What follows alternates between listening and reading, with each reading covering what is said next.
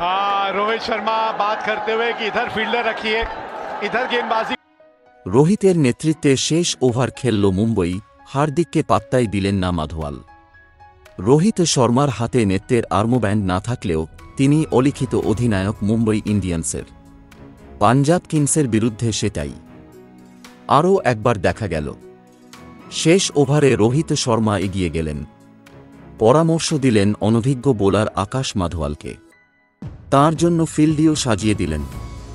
Captain Hardik পান্ডিয়াও সেখানে উপস্থিত ছিলেন, কিন্তু আকাশ মাধওয়াল তাকে কার্যত গুরুত্বই দেননি।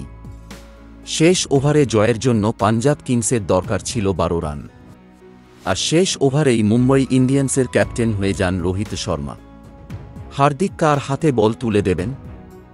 তাঁর হাতে ছিল দুটো বিকল্প, ক্যারিবিয়ান অলরাউন্ডার রোমারিও শেফার্ড এবং ভারতীয় পেসার আকাশ মাধওয়াল। 3 ওভারে 44 রান দেন আকাশ। হার্দিক পান্ডিয়া এই তরুণ ফাস্ট বোলারের উপরেই আস্থা রাখেন। মাধওয়ালের সঙ্গে দীর্ঘক্ষণ কথা বলতে দেখা যায় পান্ডিয়াকে। ফিল্ডিং পজিশন ঠিক করছিলেন পান্ডিয়া ও মাধওয়াল। এই সময়ে রোহিত শর্মাকে দেখা যায়, তিনি এগিয়ে আসেন, যোগ দেন আলোচনায়। পান্ডিয়ার ফিল্ডিং সাজানো পছন্দ হয়নি রোহিতের, তিনি মাধওয়ালের জন্য ফিল্ডিং সাজিয়ে দেন। উল্লেখ্য, এই আকাশ মাধওয়ালই হিটম্যানের নেতৃত্বের প্রশংসা করেছিলেন।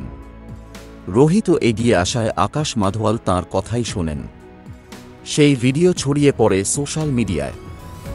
ভিডিওতেই পরিষ্কার হিটম্যানের কথাই মন দিয়ে শুনছেন মাধওয়াল। দর্শকের ভূমিকায় দেখা যায় হার্দিক পান্ডিয়াকে। দীর্ঘদিন ধরে অধিনায়কত্ব করে হিটম্যান এখন দারুণ অভিজ্ঞ। তাঁর নেতৃত্বেই মুম্বই ইন্ডিয়ান্স 5 বার খেতাব জিতেছে। এবার তাঁর হাতে নেই নেতৃত্বের ব্যাটন, নেতৃত্ব দিচ্ছেন পান্ডিয়া।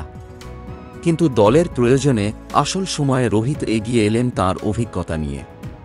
পরামর্শ দিলেন আকাশ মাধওয়ালকে। শেষ ওভারের প্রথম বলটাই অফ স্ট্যাম্পের বাইরে বল দেন, আম্পায়ার ওয়াইড দেন। পরিকল্পনা খুব পরিষ্কার ছিল, রাবারাকে স্ট্রাইক দেওয়া যাবে না। পরের বলটাও ওয়াইড ইয়র্কার ছিল, রাবারা কভারে বল পাঠান। দ্বিতীয় রান নিতে গিয়ে রান আউট হন রাবারা। ম্যাচ জেতার পরে মুম্বই ক্রিকেটাররা উচ্ছ্বসিত উদযাপন করতে দেখা যায় তাঁদের।